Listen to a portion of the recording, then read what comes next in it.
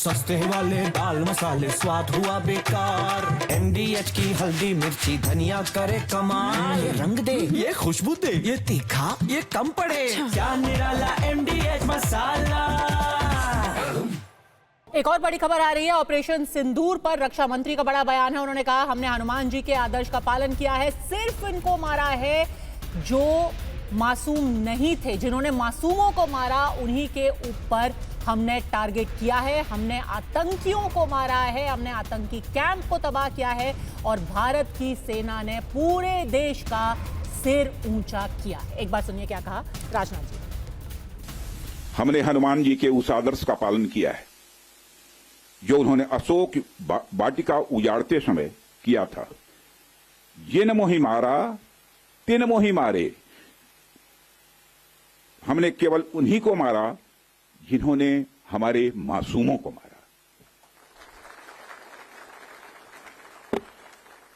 साथियों, प्रधानमंत्री श्री नरेंद्र मोदी के नेतृत्व में हमारी सेनाओं ने ऑपरेशन सिंदूर लॉन्च करके पहले की तरह ही इस बार भी आतंकियों को ट्रेनिंग देने वाले कैंप्स को तबाह करके करारा जवाब दिया है।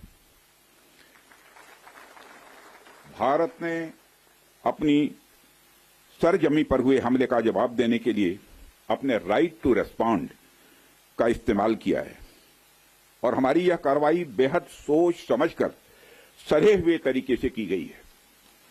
आतंकियों के हौसले पस्त करने के उद्देश्य से यह कार्रवाई महज उनके कैंप्स और इंफ्रास्ट्रक्चर तक ही सीमित रखी गई है।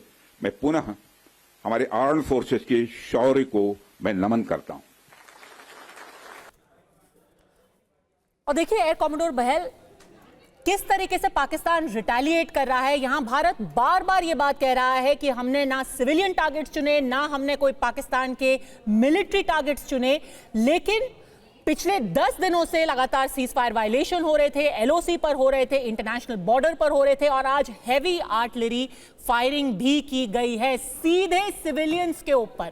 सुखबीर सिंह बादल उन्होंने ट्वीट करके बताया है कि हैवी आर्टिलरी का इस्तेमाल करके सिविलियन टारगेट्स को उड़ाया जा रहा है। और ये पूंछ का वीडियो देखिए जहां पर ये POJK से किसी ने रिकॉर्ड करके भेजा है कि कैसे हैवी आर्टिलरी फायरिंग की गई है पूंछ में टारगेट्स के ऊपर। ये किस तरीके का रिटेलिएशन? बिल्कुल सही कह रहे हैं आप पद्मजा जी। आपने ये देखा कि कैसे वो फायरिंग कर रहे हैं और बहुत दुख की बात है कि हमारे 12 भारतीय इसमें मैं उनको शहीद ही कहूंगा, शहीद हो गए हैं। तो कहीं ना कहीं पाकिस्तान इस समय पैनिक में है, फियर में है। उन्होंने सीज फायर एग्रीमेंट को तोड़ दिया है। अब वो हैवी आर्टिलरी का इस्तेमाल कर रहे हैं, मॉर्टर्स का इस्तेमाल कर रहे हैं और हमारी सेना को भी मौका मिल गया कि हम उनके जितने भी फॉरवर्ड ऑब्जर्वेशन पोस्ट हैं, लॉन्च पैड्स जो पहले होते थे या फिर जो उनके फॉरवर्ड ऑब्जर्वेशन के साथ साथ फॉरवर्ड पोस्ट है, उनको हम तबाह और बर्बाद कर रहे हैं। लेकिन मैं यहां पे आपको एक बहुत अहम चीज बताना चाहूंगा।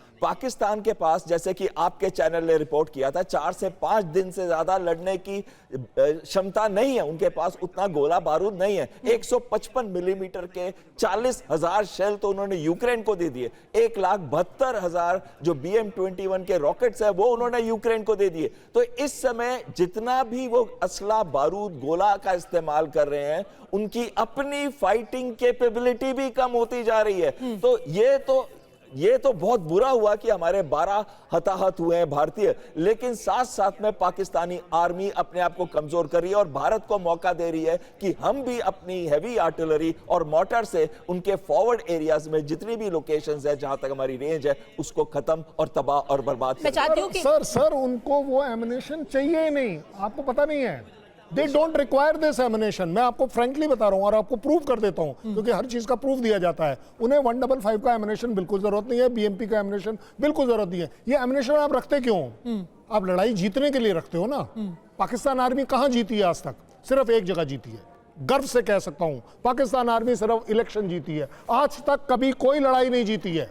रिकॉर्ड पर ले लीजिए, प्राइम मिनिस्टर शहबाज शरीफ से बात नहीं है, कोई इलेक्शन हारे नहीं है। मैं तो इसमें क्रिस्टीन फेयर का एक पॉलिटिकल एनालिस्ट है अमेरिका की, बहुत अच्छा स्टेटमेंट है उनका स्टेटमेंट है कि रिविजनिस्ट गोल है इनके कश्मीर को लेने के, लेकिन साथ साथ वो ये भी कहती हैं कि अगर पाकिस्तान आर्मी रेजिस्ट करती हुई दिखती है तो वही उनकी जीत है, चाहे वैसे हार जाए, चाहे कितने लोग उनके मर जाए। पाकिस्तानी आर्मी जनरल के लिए भारत के साथ स्टेलमेट हो जाए तो बहुत बड़ी जीत है, पर थोड़ा सा लॉस हो तो वो भी जीत है, लेकिन अगर रेजिस्ट करते हुए भी दिख गए तो वो भी जीत है और कहेंगे हम एक्चुअली जीत गए। इस वक्त अमेरिका कहां खड़ा हुआ है वो हम आपको 2 सेकंड के लिए सुनवाएंगे, 2 सेकंड में सुनवाएंगे, लेकिन रोहन गुप्ता आप कुछ कह रहे थे। देखिए, मैं ये कह रहा था कि आज पाकिस्तान आर्मी पूरी तरह से एक्सपोज हो गई। जो भी आपने तस्वीरें दिखाई, भारत ने बहुत क्लियर कट अपना स्टेटमेंट दिया। वो अस्पताल की तस्वीर एक बार दिखाई। हाँ। और एक जो भारत ने बहुत क्लियर कट कहा कि हमने सिर्फ त्रासवादी आतंकवादी ठिकानों पर हमने हमला किया, उसका पूरा डोसियर 9 जगह का पूरा प्रेस ब्रीफिंग किया। अगर उसके बाद भी अगर पाकिस्तान की सरकार और उनकी आर्मी अगर इनके साथ खड़ी है तो ये तो एक्सपोज हो गए कि वो आतंकवाद के साथ है। उनके पास इंटरनेशनल मंच पे कुछ बोलने के लिए नहीं। और इसी तरीके से मैं कहता हूं कि आज की जीत सिर्फ सैन्य जीत नहीं है, कूटनीति की जीत है। जिस प्रकार से भारत ने हर देश को इसकी इंफॉर्मेशन पहुंचाई, यूएनएससी जो काउंसिल है उसको भी उन्होंने ब्रीफिंग किया। आज पाकिस्तान कौन से मुंह से रिटेलिएशन करेगा? उसके पास कोई लॉजिक नहीं है। चीन हो या जो भी उसके साथी देश हैं, उनके पास भी कोई लॉजिक नहीं है कि इस रिटेलिएशन में पाकिस्तान को साथ दे। तो मुझे लगता है एक बहुत सोची समझी एक जिम्मेदार देश की तरह से पूरे देश की आर्मी हो, हमारी विदेश नीति हो, कूटनीति हो, पूरी टीम इंडिया है, वो सरकार की बात करे, जनता की बात करे, सेना की बात करे, जो मिलके जो मुंह तोड़ जवाब दिया है। मुझे लगता है कि पाकिस्तान के लिए रिटेलिएशन करना बहुत मुश्किल, गिद्दर दबकी तो पहले ही देता है, क्योंकि अब तो वैसे भी आरंभ जो हुआ है अंत तो हमको करना ही है। अगर इन्होंने थोड़ी भी हिमाकत भी की तो हम तो पूरी तरह से तैयार है। और कह दिया, डोवाल जी ने कह दिया, हमारे राजनाथ जी ने कह दिया कि अब हम सहन नहीं करेंगे। सस्ते वाले दाल मसाले स्वाद हुआ बेकार, एमडीएच की हल्दी मिर्ची धनिया करे कमाल। ये रंग दे, ये खुशबू दे, ये तीखा, ये कम पड़े, क्या निराला एमडीएच मसाला।